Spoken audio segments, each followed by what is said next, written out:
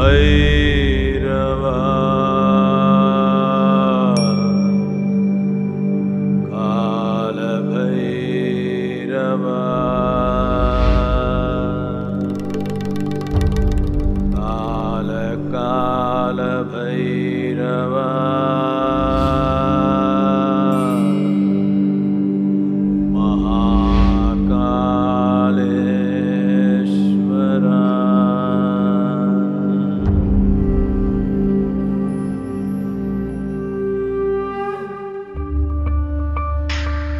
मध्य प्रदेश के मालवा में क्षिप्रा नदी के तट पर हजारों वर्षों से भी पहले से बसी है भारत की सबसे प्राचीन सांस्कृतिक एवं धार्मिक नगरी उज्जैन। अलग अलग सदी में ये अलग अलग नामों से जानी जाती रही है। उज्जैनी, अमरावती, कुशस्थली, कनकश्रृंगा और अवंतिका। अवंतिका नगरी भय को दूर करने वाली, अकाल मृत्यु का योग होता है उसको दूर करने वाली। जितने भी भगवान विष्णु के अवतार हुए हैं, कूर्म अवतार हुए हैं, वराह अवतार हुए हैं, नरसिंह अवतार हुए हैं, राम कृष्ण, सभी अवतार किसी न किसी समय पर अपने अवतार के समय पर अवंतिका में आए हैं। पुराणों में सप्तपुरी यानी 7 मोक्षदायिनी नगरों का वर्णन है, उसमें उज्जैन नगरी भी शामिल है। Ujjain had become a city of devotees. Ujjain भक्तों और ज्ञान के जिज्ञासुओं का नगर था। वो लगभग भारत की दूसरी काशी की तरह हो गया था। प्राचीन काल में उज्जैन में हजारों मंदिर स्थापित किए गए थे, इसलिए उज्जैन को मंदिरों की नगरी भी कहा जाता है। यहाँ महाकाल ज्योतिर्लिंग के अलावा 84 लिंगों में महादेव अलग अलग रूपों में मौजूद हैं। हमारे अवंतिका में शक्तिपीठ है, हरसिद्धि शक्तिपीठ है, जो विक्रम की आराध्य देवी है और कृष्ण की कुल देवी है। प्राचीन काल में ये विक्रमादित्य के राज्य की राजधानी भी थी। यहाँ पर महाकाली हरसिद्धि के रूप में मौजूद हैं। कथाओं के अनुसार उज्जैन में सती की कोहनी गिरी थी और हरसिद्धि मंदिर वहीं स्थापित किया गया था। रोज शाम को मंदिर के प्रांगण को दीपों से सजाया जाता है और आरती के समय मंदिर की छटा बेहद खूबसूरत व निराली होती है। प्राचीन काल में ये कापालिकों का एक बहुत बड़ा केंद्र रहा है और उज्जैन के जितने इस समय देवता उपस्थित हैं, ये सभी कहीं ना कहीं अघोर या कापालिक मतों के ही प्रतिपादक हैं।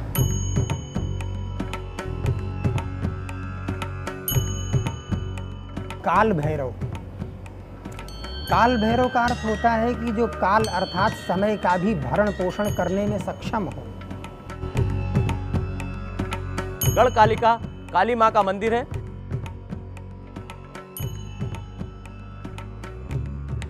जो महाकवि कालिदास की आराध्य देवी रही है, जहाँ से कालिदास को ज्ञान प्राप्त हुआ है।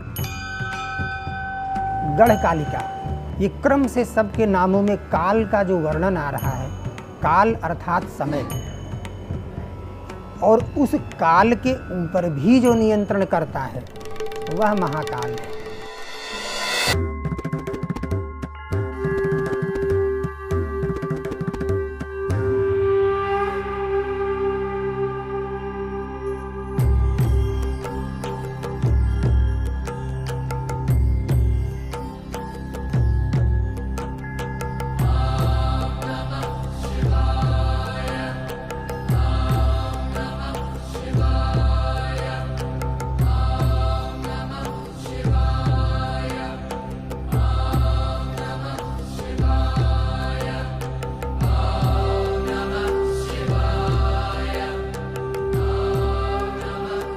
दूषण दैत्य का वध करने के लिए और उसके कोप से एक ब्राह्मण बालक को बचाने के लिए भगवान शिव स्वयं प्रकट हुए थे इस जगह पर और उस दैत्य को और उसकी समस्त सेना को यहाँ पर नष्ट कर दिए थे।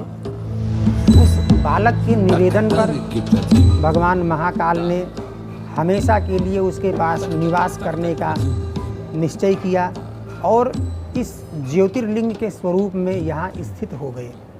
तब से यह स्वयंभू ज्योतिर्लिंग यहाँ पर विराजमान है। भगवान शिव देश भर में 12 स्थानों पर ज्योतिर्लिंग के रूप में विराजमान है। उज्जैन में इन्हीं में से एक ज्योतिर्लिंग महाकालेश्वर मंदिर के गर्भगृह में स्थापित है। भगवान शंकर का ये एक पूरा ब्रह्मांड में एक ही शिवलिंग है जो दक्षिणाभिमुख ज्योतिर्लिंग है। दक्षिण दिशा काल की, काल को जिसमें भस्म कर रखा है वो महाकाल है। गर्भगृह में ऊपर सिद्धि यंत्र स्थापित है। महाकाल के बाईं ओर गणेश विराजमान है, दाईं ओर त्रिशूल के पीछे कार्तिकेय और दोनों के मध्य में माता पार्वती।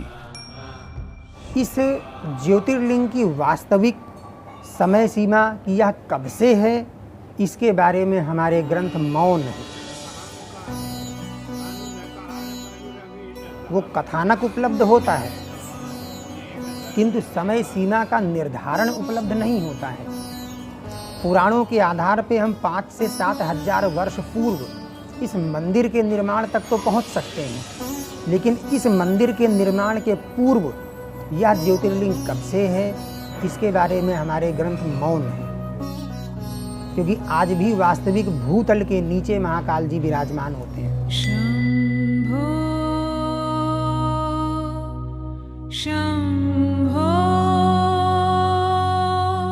गर्भगृह के बाहर नंदी की प्रतिमा मौजूद है। दर्शनार्थी यहाँ पर बैठकर गर्भगृह में प्रवेश करने का इंतजार करते हैं। अलग अलग प्रांतों और समुदायों से आए हुए भक्त तरह तरह की साधना करके श्री महाकालेश्वर को प्रसन्न करने का यत्न करते हैं। दिन भर पुजारी पूजा अर्चना करते हैं और अलग अलग तरह की आरती समर्पित करते हैं। यहाँ प्रार्थना के बाद अपनी मनोकामनाओं को नंदी के कान में कहने का चलन भी है। इन सब पूजा अर्चना आरती भक्ति के बीच में कई सदियों से विराजमान है Mahakal. What does Mahakala mean? Mahakal का मतलब क्या है? काल शब्द के 2 अर्थ हैं। काल का अर्थ होता है समय और काल का अर्थ अंधेरा भी होता है। समय यानी कि आपके वर्तमान अनुभव में समय का मतलब चक्र होता है। आणविक से लेकर ब्रह्मांडीय तक, एक अणु से लेकर विशाल ब्रह्मांड तक सभी चीजें चक्रों में घूमती हैं। पृथ्वी एक बार घूमती है तो उसे हम एक दिन कहते हैं। चंद्रमा पृथ्वी के चारों ओर एक चक्कर लगाता है तो उसे हम 1 महीना कहते हैं। पृथ्वी सूर्य के चारों ओर घूमती है तो उसे हम 1 साल कहते हैं। नींद और जगने के चक्र, खाने पाचन भूख के चक्र, इस तरह बहुत सारे चक्र हैं। चीजों की चक्रीय गति से ही आपको समय का आभास होता है। अगर चक्रीय गति नहीं होती, अगर सृष्टि में चक्र नहीं होते, अगर भौतिकता नहीं होती तो आपको समय का अनुभव नहीं होता। यानी कि समय भौतिक अस्तित्व के जरिए व्यक्त होता है। भौतिक अस्तित्व एक विशाल अनस्तित्व की गोद में घटित हो रहा है, जिसे अंग्रेजी में स्पेस या अंतरिक्ष कहते हैं। यहां हम उसे काल या अंधकार कहते हैं। हम अंतरिक्ष को अंधकार इसीलिए कह रहे हैं क्योंकि अगर आप प्रकाश को देखना चाहते हैं तो या तो आपको प्रकाश के स्रोत को देखना होगा या किसी ऐसी चीज को जो प्रकाश को रोकती हो, वरना आपको प्रकाश का कोई अनुभव नहीं होगा। आप सूर्य और चंद्रमा को देखते हैं। सूर्य प्रकाश का स्रोत है, चंद्रमा प्रकाश को परावर्तित यानी कि रिफ्लेक्ट करता है। बीच में सब अंधकार है मगर रोशनी गुजर रही है।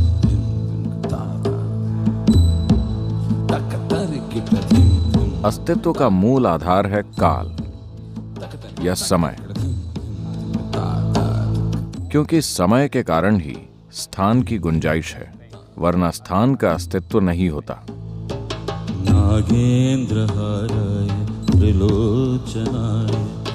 इसलिए स्पेस को काल या अंधकार कहा जाता है, क्योंकि अंतरिक्ष अंधकारमय है। अगर आप समय का अनुभव करते हैं भौतिकता के परे या भौतिकता की सीमाओं से परे, तो ऐसे समय को हम महाकाल कहते हैं। महाकाल वो गोद है जिसमें सृष्टि के छोटे छोटे कण यहां वहां मौजूद हैं। बाकी सब खालीपन है। इस फैले हुए ब्रह्मांड में करीब 99% खालीपन है। विशाल आकाश गंगाएं चक्कर लगा रही हैं, मगर उनका 99% खालीपन है। इसलिए महाकाल की गोद में ही सृष्टि घटित होती है।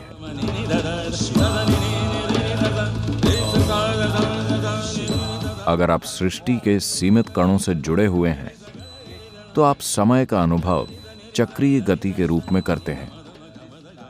इस आयाम को संसार कहा जाता है, जिसका अर्थ है चक्रीय गति।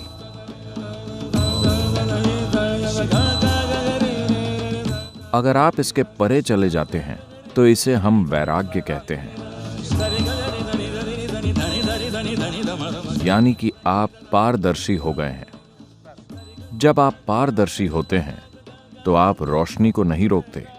रोशनी को न रोकने का अर्थ है कि आप जीवन की बाध्यकारी प्रकृति या चक्रीय गति से मुक्त हो गए हैं।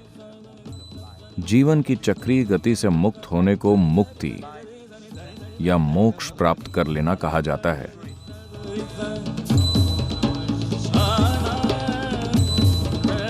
इसलिए जो लोग मुक्ति या मोक्ष की इच्छा रखते हैं, उनके लिए यह आयाम, जिसे हम महाकाल कह रहे हैं, बहुत महत्वपूर्ण हो जाता है।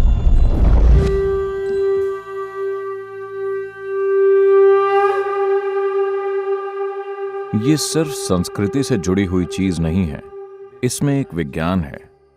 उस कृपा क्षेत्र में होने पर, इस महाकाल रूप की मौजूदगी में जब आप वहां जाते हैं तो सब कुछ खत्म, सब कुछ जलकर राख हो जाता है। इसका अर्थ है कि आप भौतिक से मुक्त हो गए हैं।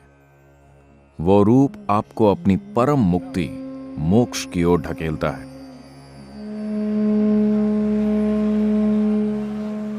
मुक्ति की ओर ले जाने वाले महाकाल की आराधना में कई आरतियां की जाती हैं। सूर्योदय से पहले भस्म आरती से दिन की शुरुआत होती है। भस्म आरती के दौरान महाकाल को पंचामृत अर्पित किए जाते हैं।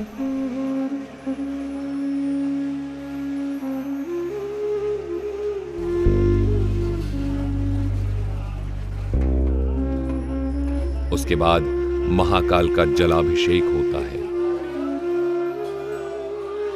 और फिर अनेक विधि विधाओं से महाकाल का श्रृंगार किया जाता है। नमामि शमीशान निर्वाण रूपम विभुं व्यापकं ब्रह्म वेद स्वरूपम। भगवान यहाँ पर ब्रह्म रूप में विराजमान है, क्योंकि ब्रह्म का जो स्वरूप है, निराकार और साकार दोनों स्वरूपों के अंदर परमपिता परमात्मा रहते हैं। भगवान महाकाल जब प्रातः काल भस्म आरती होती है तो वो निराकार से साकार रूप धारण कर लेते हैं, अर्थात शिव से वो शंकर बन जाते हैं।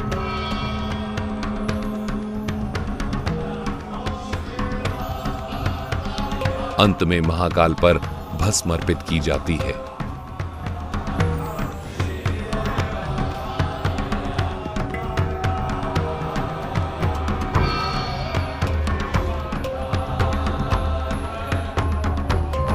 ये प्राचीन मंदिर जब से स्थापित हुआ है, तब से यहाँ पर भस्म का लेपन होता है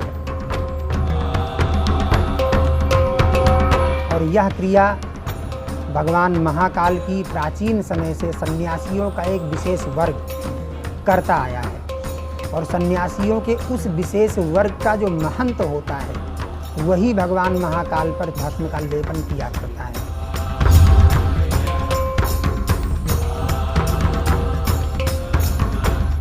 और प्रातःकाल नित्य भगवान महाकाल की भस्म आरती उसी क्रम से करते हैं जिस क्रम से आज के हजारों वर्षों पूर्व होती थी।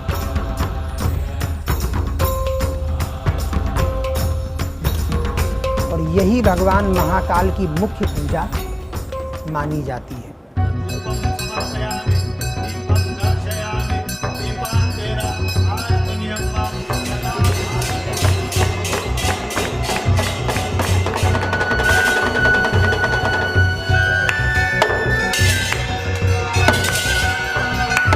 भस्म आरती का समापन प्रचंड अग्नि, डमरू की तीव्र ध्वनि एवं शंख के जोरदार स्वर के साथ किया जाता है।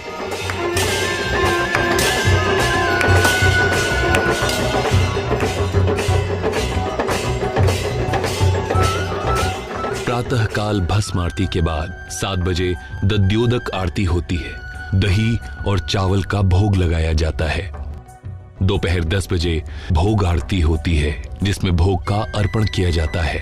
शाम 5 बजे भगवान महाकाल का पूजन श्रृंगार होता है जिसमें भगवान महाकाल को भांग समर्पित की जाती है। उसके बाद जल चढ़ना बंद हो जाता है। शाम 7 बजे संध्या भोग आरती की जाती है। संध्या काल में आरती के दौरान तेज नगाड़ों, ढोल, घंटियों के साथ महाकाल का वंदन किया जाता है।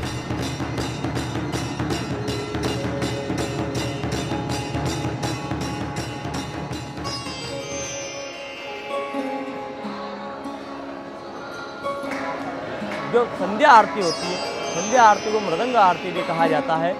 तो वो आरती का दिव्य दृश्य ऐसा लगता है कि कोई राजा का मनोरथ हो रहा है। भगवान राजा के स्वरूप में बैठते हैं। अवंतिका के राजा है, ब्रह्मांड के राजा है।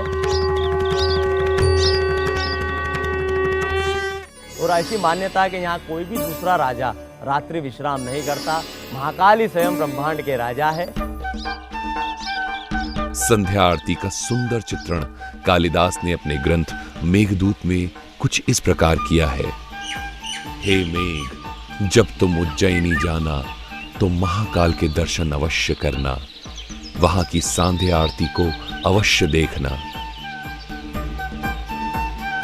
संध्या काल में लाखों की संख्या में पक्षी मंदिर के प्रांगण में लगे पेड़ पर एकत्रित होते हैं और आरती की भव्यता पर 4 चांद लगा देते हैं।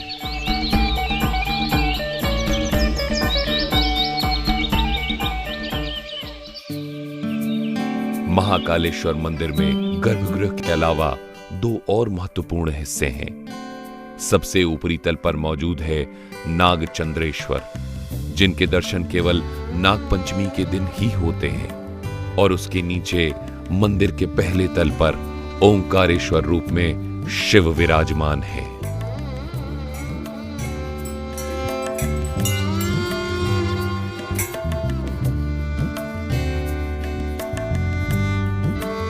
सिंहस्थ कुंभ उज्जैन का महान धार्मिक पर्व है। कुंभ का शाब्दिक अर्थ है कलश। पुराणों में वर्णित कथाओं के अनुसार समुद्र मंथन के बाद अमृत लेकर जाते समय अमृत की 4 बूंदें कलश से छलकीं और पृथ्वी पर गिर गईं। उसके बाद उन 4 स्थानों हरिद्वार, नासिक, प्रयाग और उज्जैन में कुंभ मेले की प्रथा का जन्म हुआ।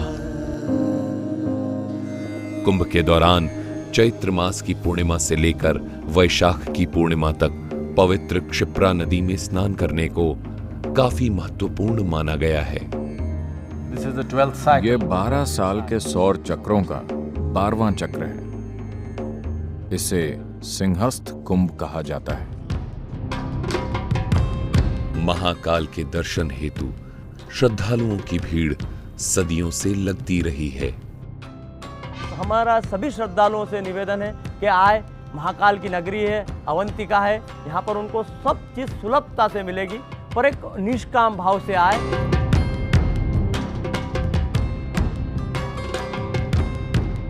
शास्त्रों के अंदर भगवान शिव के चरण स्पर्श का महत्व, अर्थात भगवान शिव के चरणों में स्पर्श है, ना कि लिंग पे स्पर्श है। दूर से ही भगवान शिव को भी यदि नमस्कार कर लेता है, दूर से यदि भगवान शिव को किसी जल पात्र के माध्यम से भगवान पर जल चढ़ा देता है तो भगवान महाकाल के ऊपर जल चढ़ता है। यह भावना लेकर आए। भगवान के ऊपर जो जल चढ़ रहा है, जल लेने की प्रथा, जो निर्माल्य से लेने की प्रथा है, वो जलाधारी से है। कुछ लोग श्रद्धालु भगवान का जो कलश चढ़ रहा है उसमें से जल लेते हैं, वो गलत है। भगवान महाकाल को मस्तक नहीं लगाना चाहिए, उनको या तो जलाधारी में स्पर्श करे वो। दूसरा, मंदिर की एक मर्यादा है, उसका पालन करें। अपनी जो भी शासन के द्वारा जो व्यवस्था बनी हुई है उस व्यवस्था का पालन करें।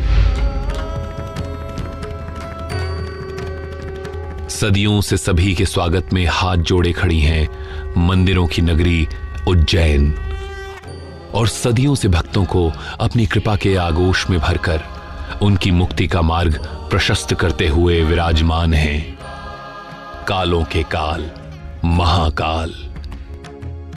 एक बार फिर हम आप सबका इस उज्जैन नगरी में स्वागत करते हैं।